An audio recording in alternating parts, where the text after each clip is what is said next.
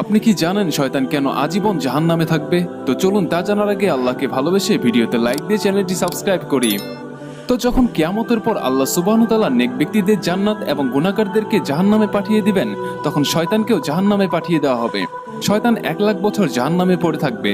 তখন আল্লাহ সুবহানাহু ওয়া তাআলা হুকুম দিবেন, শয়তানকে জাহান্নাম থেকে নিয়ে আসো, এবং হযরত আদম আলাইহিস সালামকেও জান্নাত থেকে নিয়ে আসা হবে।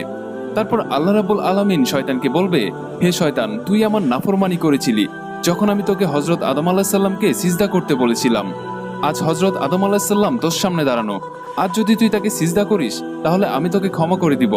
তখন শয়তান বলবে, হে আল্লাহ, যখন আপনি আদম আলাইহিস সালামকে সৃষ্টি করেছিলেন তখন আমি তাকে সিজদা করতে অস্বীকার করেছিলাম, আর যখন সে কবরে ছিল তখনও আমি সিজদা করতে অস্বীকার করেছিলাম, আর আজও আমি তাকে সিজদা করব না।